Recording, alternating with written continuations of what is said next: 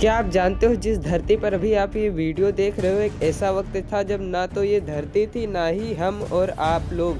तो आखिर कैसे बना ये धरती, कहाँ से आया हमारा मून और कैसे बना हमारा सोलर सिस्टम, आइए जानते हैं आज के इस वीडियो में।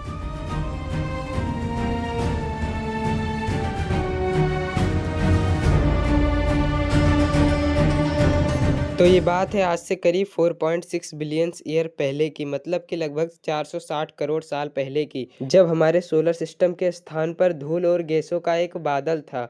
वैज्ञानिकों ने इसे सोलार नेबुला नाम दिया है। इस नेबुला के पास में ही एक तारा अपनी अंतिम कुछ पल में था। अचानक उसमें एक भयानक विस्फोट हुआ। टेक्निकली में इसे सुपरनोवा एक्सप्लोजन कहते हैं। इसके कारण नेबुला के ग्रेविटेशनल इंस्टेबिलिटी आ गई और वह किसी डिस्क के समान गोल गोल घूमने लगा। इसी ग्रेविटेशनल इंस्टेबिलिटी के कारण इस नेबुला के सेंटर में डेंस ग्रेविटी से जन्म होता है एक प्रोटोस्टार का, जिसे कि आज हम सन यानी कि सूरज के नाम से जानते हैं।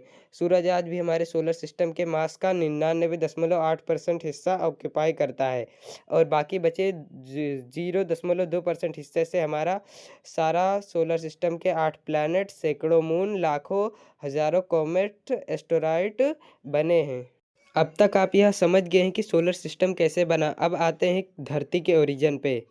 जिस ग्रेविटेशनल इंस्टेबिलिटी के कारण सूर्य का निर्माण हुआ, ठीक उसी के कारण धरती का बनना भी था। इसी दौरान रॉक्स और मेटल आपस में कोलिजन कर रहे थे, जिससे एक प्रोटोप्लैनेट का निर्माण हुआ जो आगे चलकर अर्थ बना।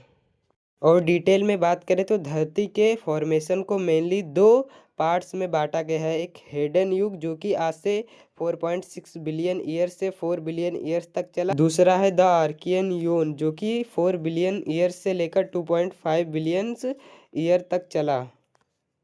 इस समय धरती आग का धधकता हुआ गोले के समान था। इसका तापमान बहुत ज़्यादा था, यहाँ तक कि इसमें लावा के समुंदर बहते थे।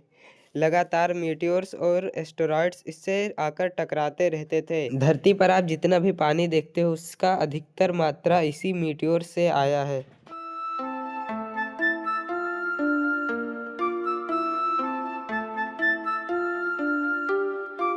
इस दौरान धरती धीरे धीरे अपना तापमान कम कर रही थी और साथ ही जो भारी मेटल थे वो उसके कोर में जा रहे थे, जिससे कि उसके कोर का निर्माण हुआ और हल्के मेटल्स जो थे वो ऊपर की ओर आ गए, जिससे कि धरती के क्रस्ट का निर्माण हुआ। इसी दौरान धरती के तीनों लेयर फॉर्म हुए जिन्हें हम आज क्रस्ट, मेंटल और कोर के नाम से जानते हैं।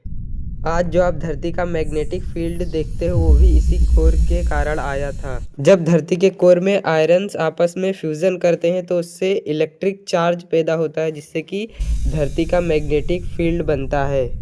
ये मैग्नेटिक फील्ड आज हमारे जीवन के लिए बहुत ही महत्वपूर्ण है, क्योंकि यही हमें सोलार रेडिएशन से और अंतरिक्ष से आने वाले खतरों से सुरक्षा प्रदान करता है। इन सब के बीच आप सोच रहे होंगे कि मून कहाँ से आया, तो इसके पीछे कई सारी थ्योरीज दी जाती है, लेकिन जो सबसे पॉपुलर थ्योरी है वो ये है कि आज से लगभग 4.5 बिलियन ईयर पहले थिया नाम का एक प्लैनेट हमारे धरती से आकर टकराया था, जिससे कि हमारे धरती का एक टुकड़ा टूटकर उसका चक्कर लगाने लगा, जिसे कि आज हम मून के नाम से जानते हैं।